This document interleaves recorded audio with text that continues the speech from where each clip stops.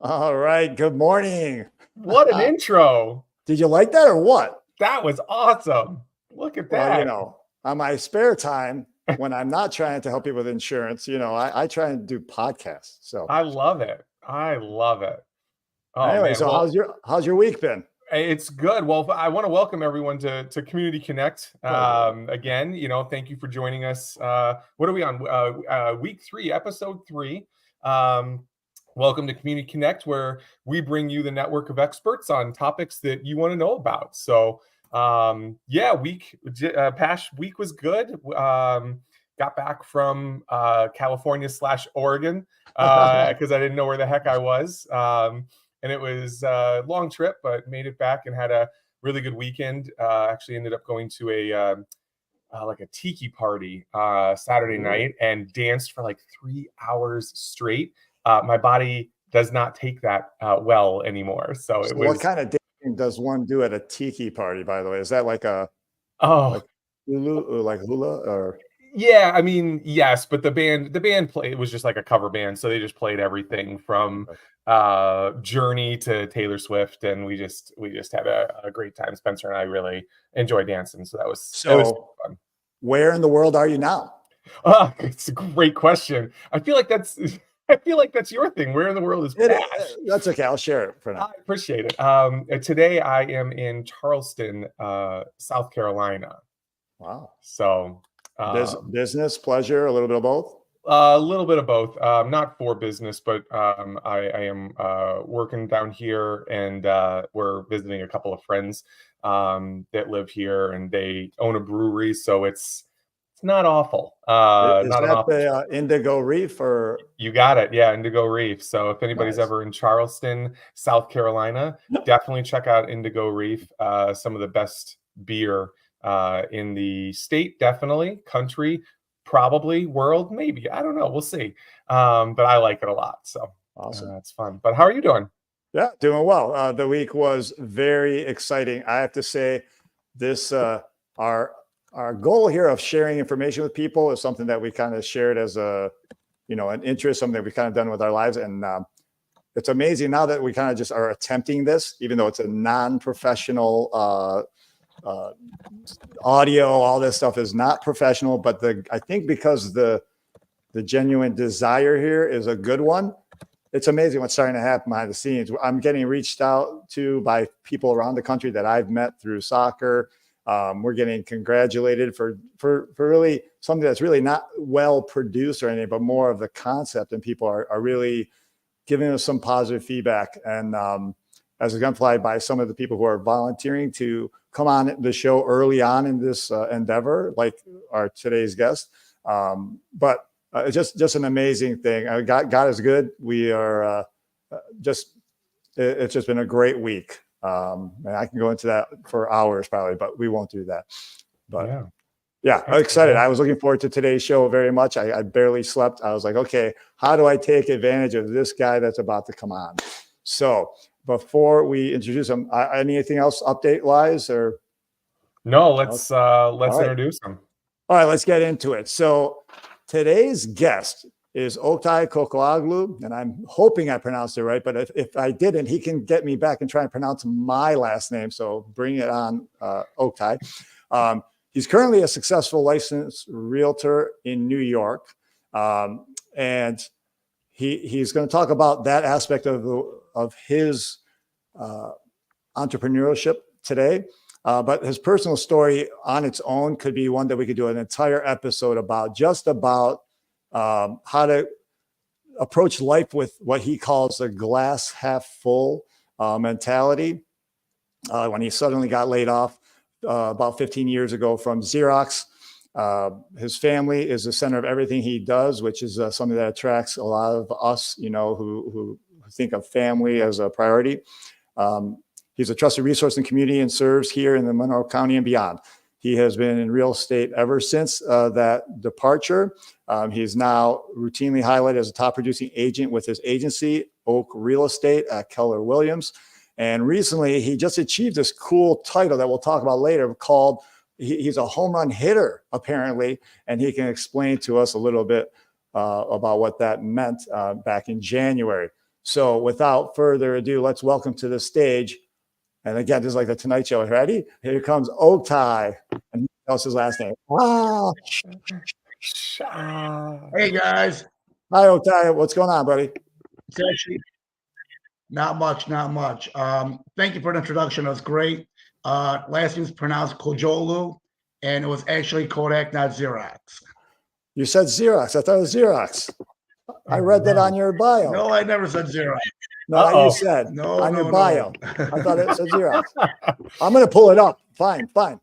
I thought I did great research. So Kodak, you son of a, another company in Rochester that went defunct very at the same time. Sorry.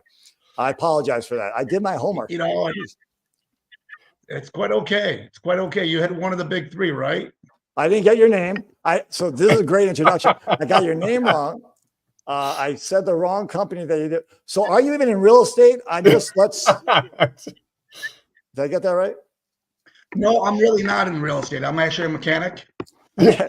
All right. Yeah. This show is now over, folks. Thanks for stopping by. Gerwin is in charge from now on. So Oktay, what was your role at Kodak then? What did you do at Kodak that then led you to this? I was a mold maker. Basically, what we did was we build molds that made all the single-use cameras, and eventually we since they were fading away, we started building molds for other things. But other countries were building molds cheaper, like China and Mexico, and eventually we weren't needed at Kodak anymore. Oh, that is cool. All right. As Jim said, I could probably dig into that for a whole episode because that alone fascinates me. But so then it sounds like you because things were being made cheaper and maybe pushed offshore. I think I heard you were either let go or you left Kodak basically, and then what happened? Yeah, I got laid off literally 1 month after my son was born and after my home was under contract. So we did what we had to do, begged, borrowed, and then whatever else we could do, cash in our 401k, and we bought the house that we live in currently now, and sold that house, and took a little time off to figure out what I wanted to do, but I knew I did not want to work for anybody anymore. I didn't want to be laid off again. Too many kids to take care of, too many mouths to feed, and I did not want to go through that again.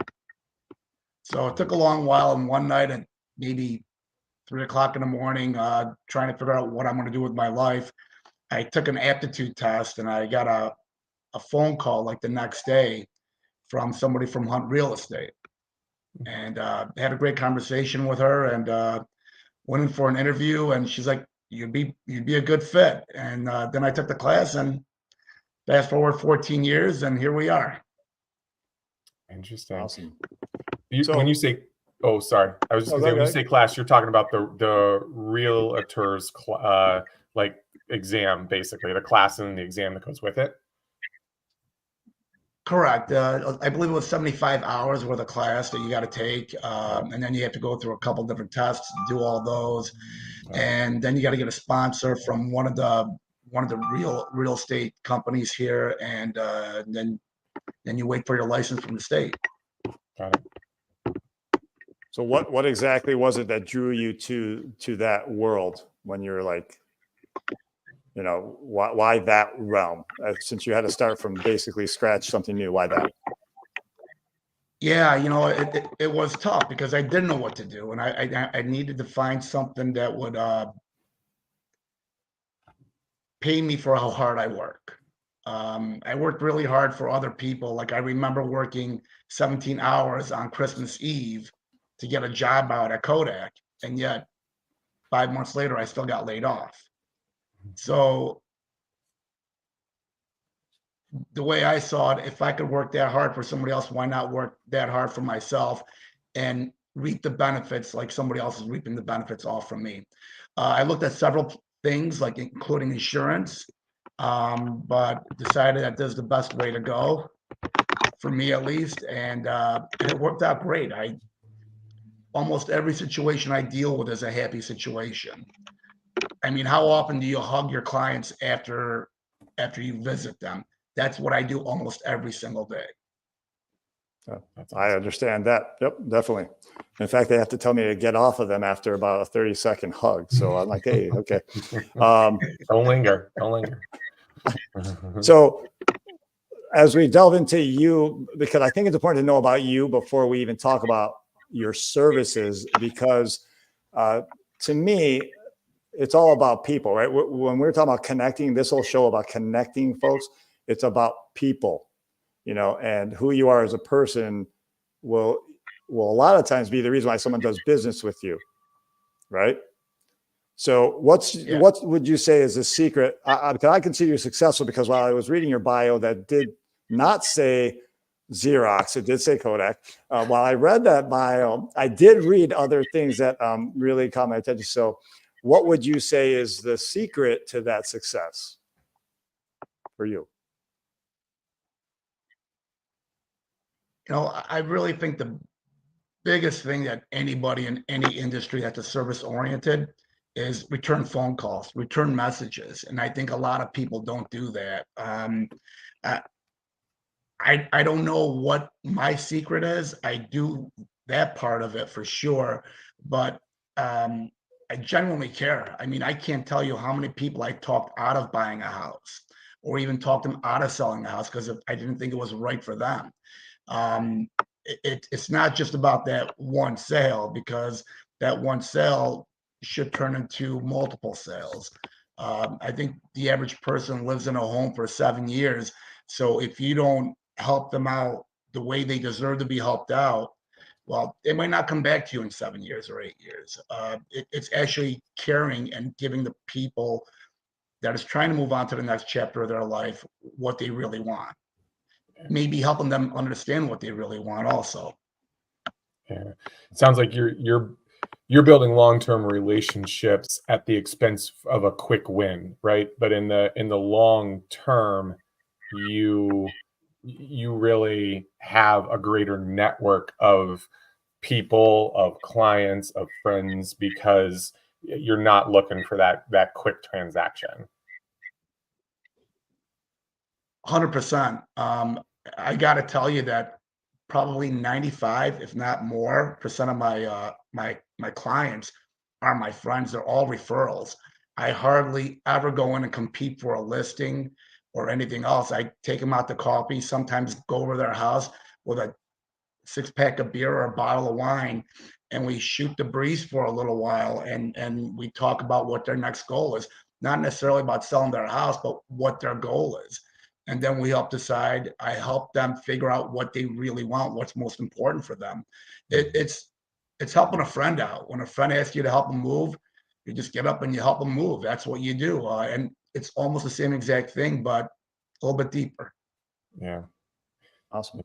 So you did just recently get this recognition. By the way, your social media presence, I love what you represent there. It's very warming, and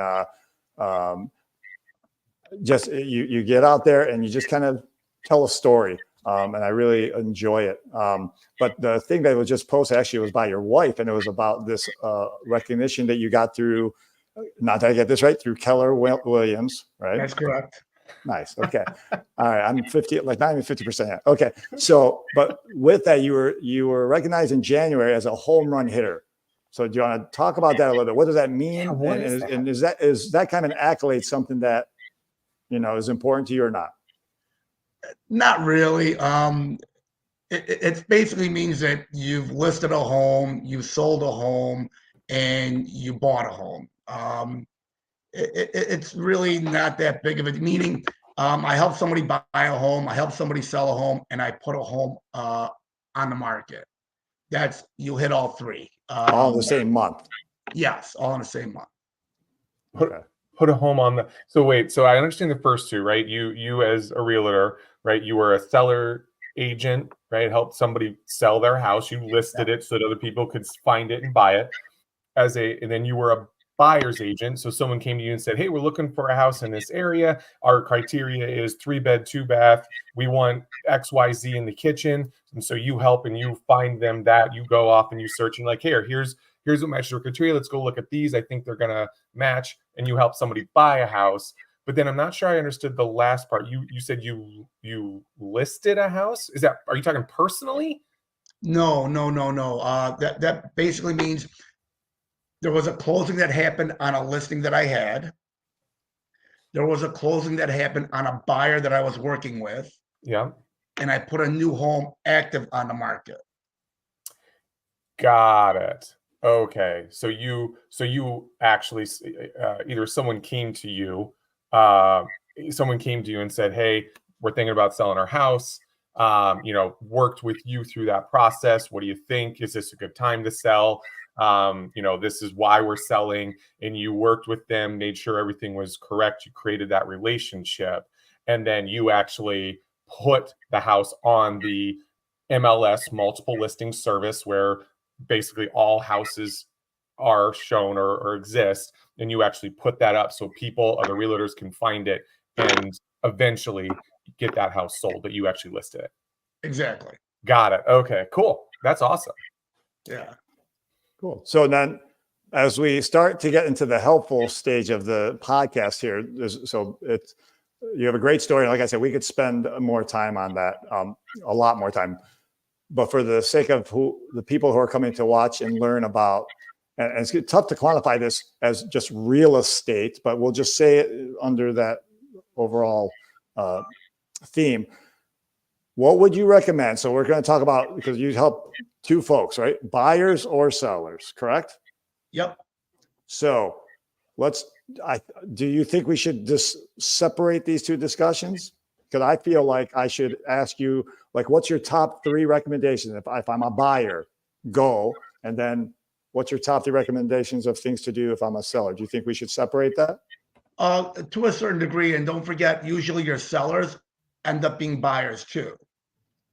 So, unless they're moving out of the area, but even then they're still buyers somewhere else.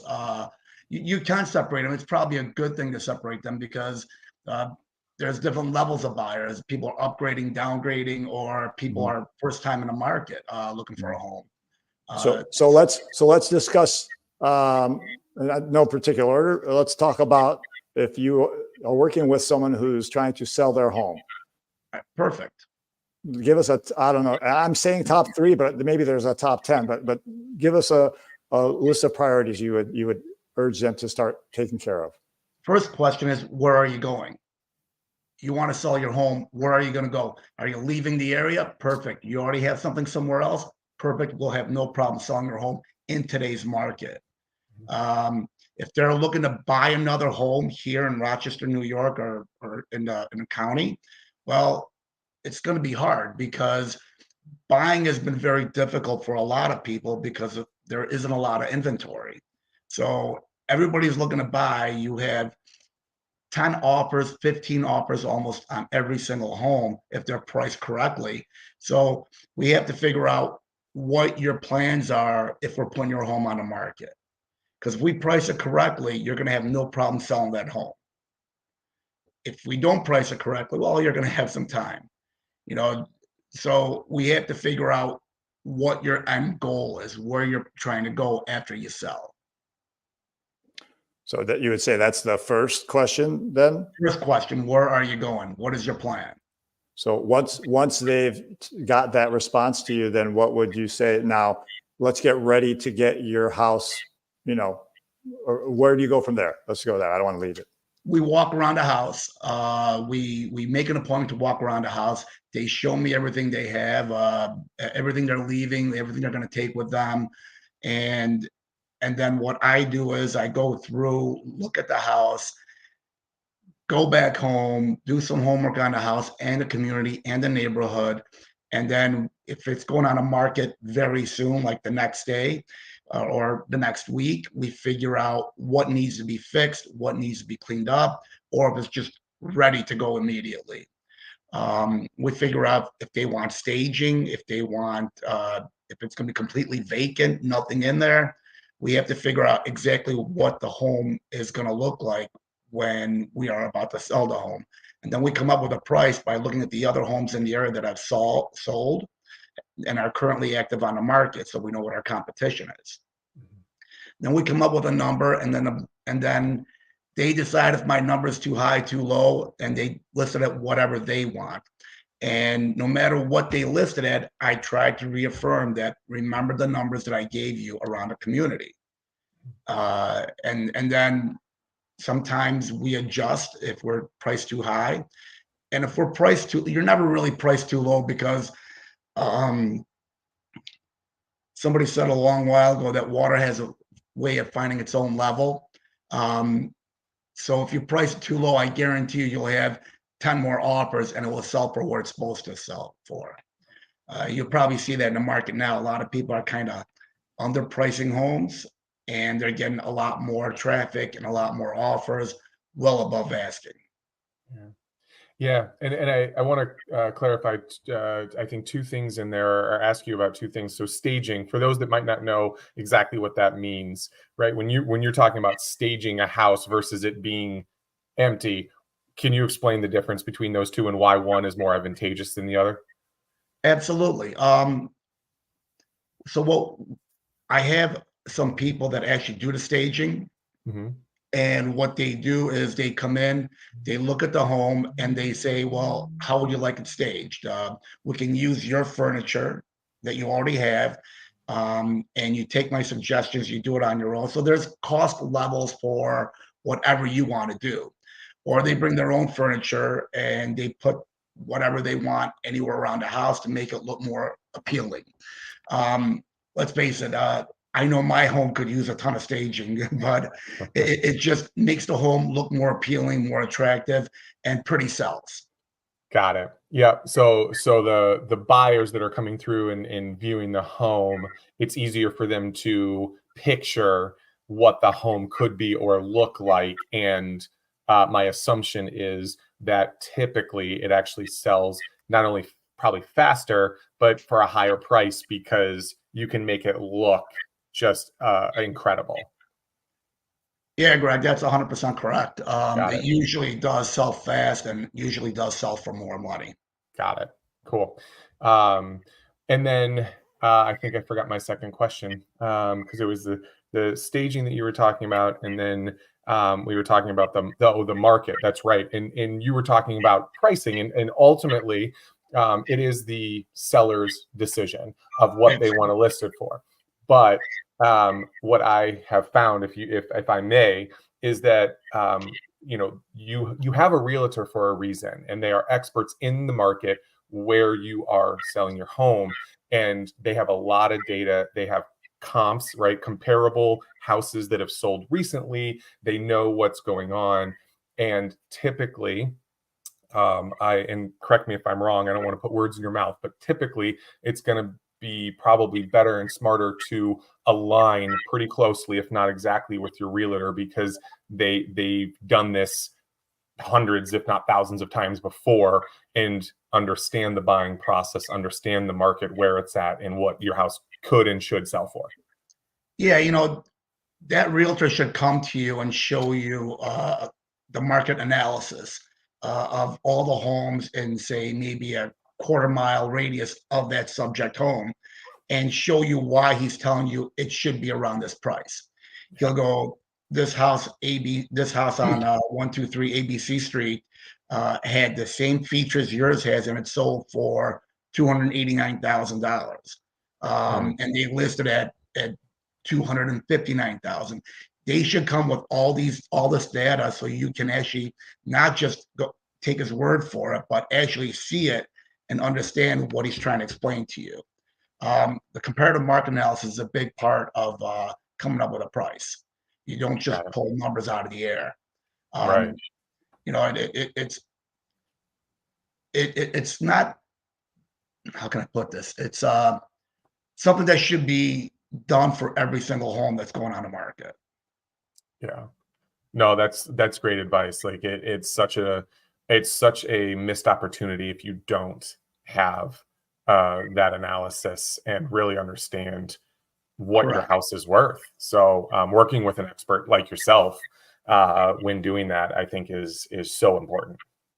Absolutely. And don't forget, if you pull a realtor in, in June, but you want to put your home on the market in March of next year, that analysis is going to change completely in that 8 months. You need to be close in time because the homes that sold in June will not be the same as the homes that sold in January. Usually go back 12 months. And you can see how the trend is going by looking at the data. Sure. Yeah. One thing I wanted to dig into a little bit, which I know has been a hot topic over the past couple of years, and maybe evened out a little bit here, is interest rates. And so I wanted to see, they were super low for a while, and now they've gone up. And there hasn't been a whole bunch of reporting or updates, on that kind of nationally recently.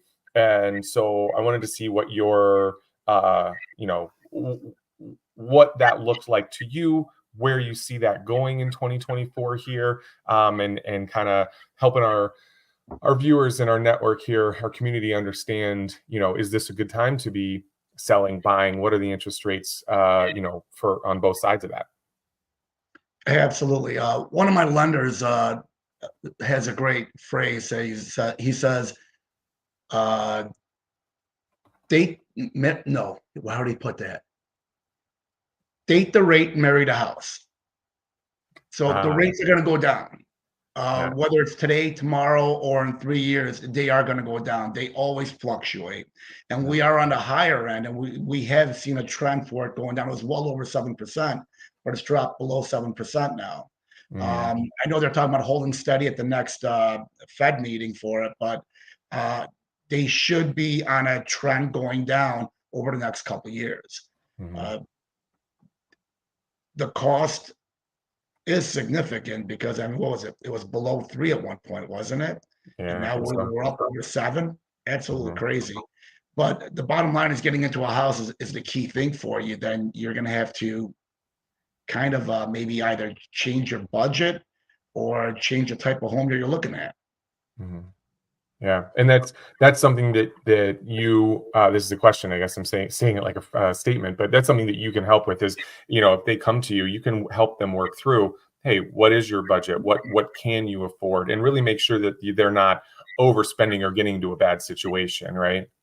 Yeah, absolutely. The whole thing is about location. Where do you want to be? I wanted to be in a certain school district, and that was my only goal. So I looked for any home that I could afford in that school district, and that's what I did. So you got to figure out what you want to do. What's your main goal? What's your main purpose? Usually, if you're single, it's all about you. But if you have kids, it kind of changes. You're like, well, I want my kid here. I want my kid to do this. I like the teachers here. That's where I grew up. You have goals for kids because, again, let's face it, since you've had kids, what have you done for yourself? It's always about the kids. Yeah, no comment. Yeah. No, you're absolutely right. Location. That's what they always said. So just to give the buyers an opportunity to hear something from you. So now, if we can switch gears now, I'm in the market. I'm looking for, I want to buy. All right. Start the conversation. What do I need to do? Where would you start me? First, we got to figure out what you can afford. Okay. So we got to go talk to a lender. We got to figure out if you can afford 100,000, 300,000, or $1 million. We got to figure out what your budget is. Even though he might come back to you and say you can afford $1 million house, I might not want to pay that kind of money for $1 million house. So the monthly fees on those are pretty high. The mortgages are pretty high. So you figure out what is right for you. No matter what he tells you you can afford, it's what you feel comfortable paying every single month. Have you ever found? I'm sorry to interrupt you. Have you ever found that someone comes to you and they think their budget's something that they themselves think I can afford blank, and then you help them with the lender aspect, and then they're like shocked by the result? Have you ever had that happen? Yeah, in both directions, to be honest with you, Jim. It's gone both ways. People are going, well, I thought I could afford more, but they forget that it's always about debt to income ratio. What's coming in compared to what's going out. The greater that gap is in a positive, the more you can afford. Makes sense.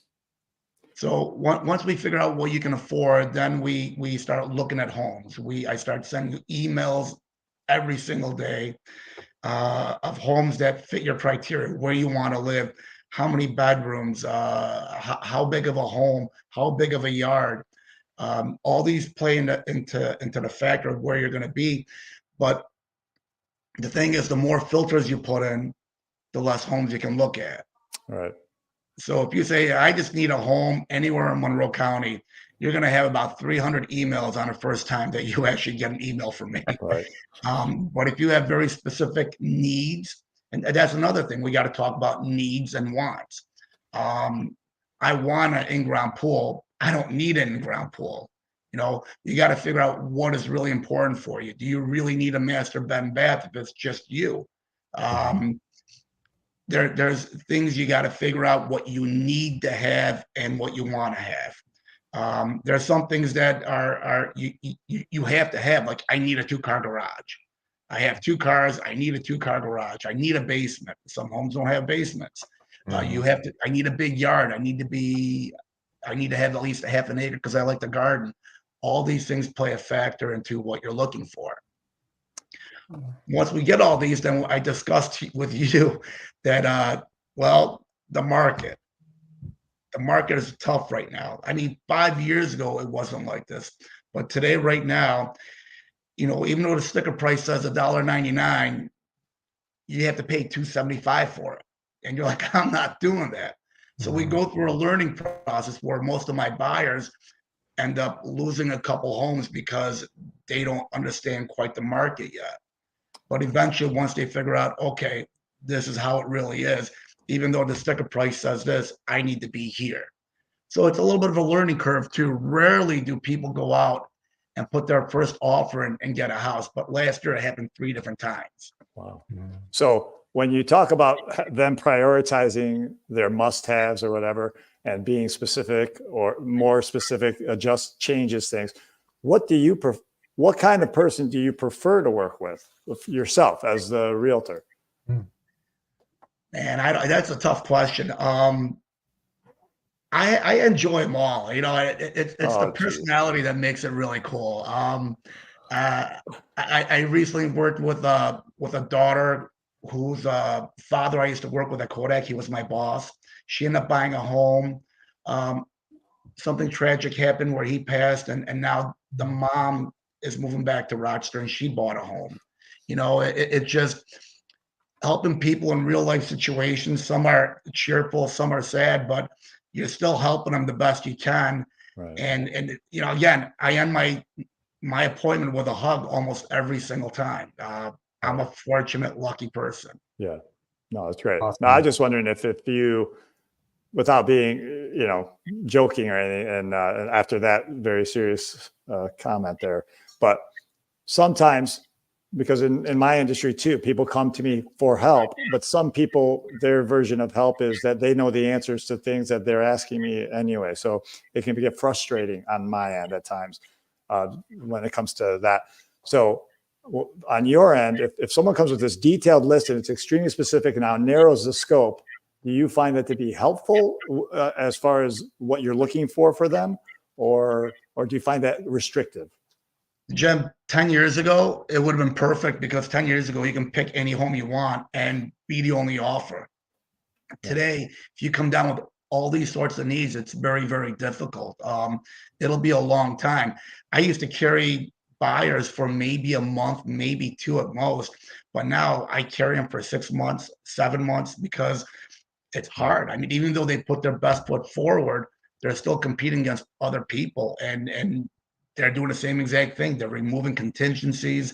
They're coming up with cash they take out of their 401k so they can pay for the house. So the competition is pretty rough for buyers right now. Okay. But my ideal buyer, cash buyer who doesn't care where he lives. How's that? All right, I'll keep my eye out. All right. So then for me, as far as the technical side, obviously you are successful. You've been doing it for a while now. You know our area. You are, you're someone that people trust. You're not a new name. So let's talk about your website. I did search through the website and I saw quite a lot of stuff there. So, which kind of made me feel like either you have access to the different areas, like when you talk about the staging or the cleanup of the house, it sounds like you might have referrals or something like that. Discuss some of the extra services you offer your clients. Absolutely. I offer professional photography, professional drones, staging. Uh, I supply moving boxes. If you need a contractor to come and do work on your house, I have guys, if they're available, that will come do it for you. Movers, I have certain movers that I recommend. You name it, I probably have somebody for it. Most everybody I give a name of is somebody that I've used personally or have used them numerous times. Most of the people I tell you that it's going to come out and maybe repair your furnace for you, same guy that repaired my furnace. These are actual people that I've worked with for a long time. And that you trust. Absolutely. That's the key, man. I mean, I literally throw my keys at them and walk out the door, go, all right, fix it. Let me know when it's done. I don't haggle over prices. I don't. I just trust means a lot more to me than a couple bucks here and there saved in my pocket. The fact that I can give somebody a key and not worry about anything makes my life a whole lot easier. And trust that it's going to be done right. I think that's the other big thing. 100%, Jim. 100%.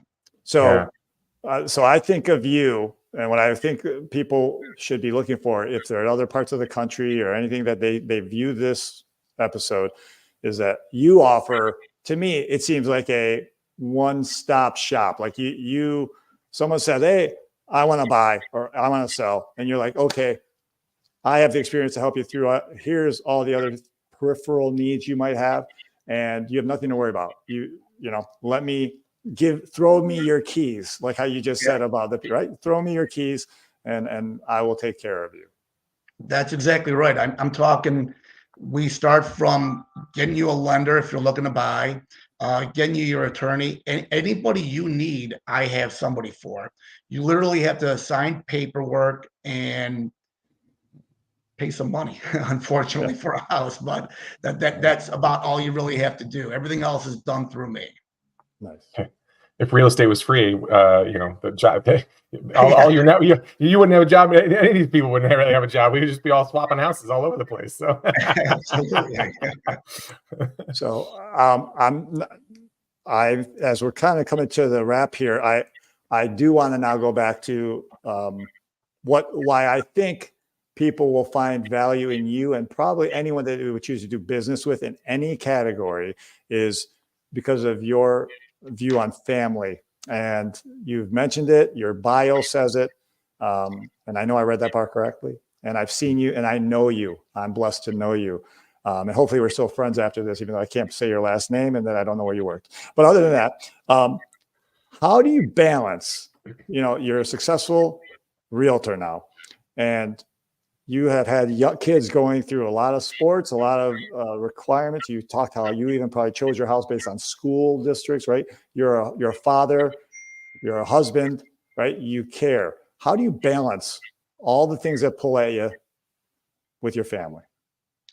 I have a great network. I do go on vacations, but I have people who cover for me. And I let people know, hey, I'm going to be out of town from here to here. I'll be gone, but I have so-and-so helping me here. He'll be taking you out, showing you homes. He'll be there to show your home, whatever you need. And everything else pretty much runs on its own. I do most of my work over my phone. I've literally pulled over in my truck and wrote out a contract because it had to be due by 1 o'clock and it was 11:58, so it's not hard doing all my work on my phone. Now, balancing with the wife and kids, it can be tricky. It has been tricky, but I'll tell you, I have not missed an event of any one of my children.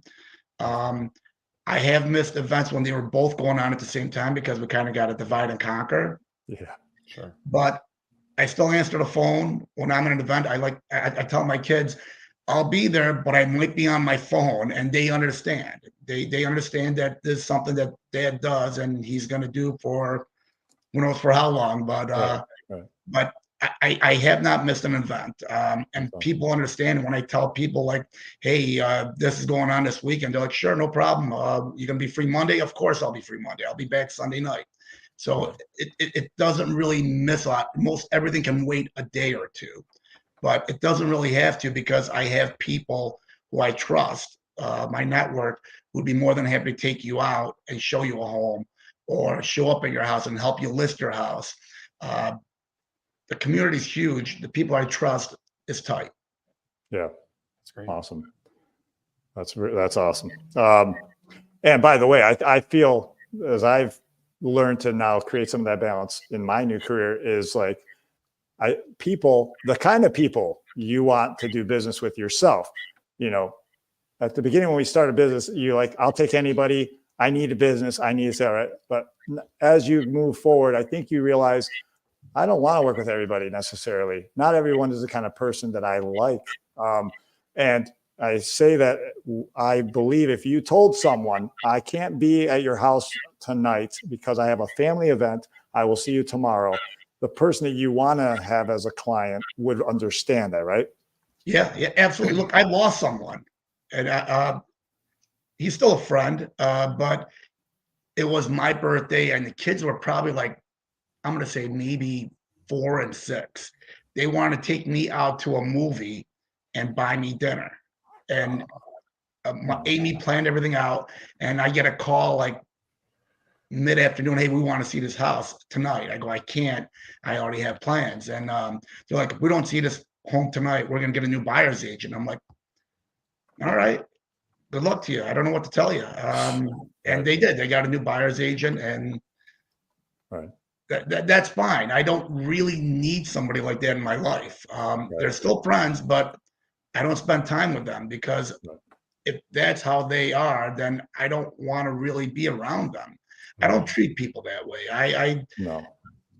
Anything I can do to make somebody else's life easier without hurting myself, I'm all for it. And I know things happen in life, and you got to take a step back and look at it from a different view every now and then. But it's all about making everybody happy, as best you can.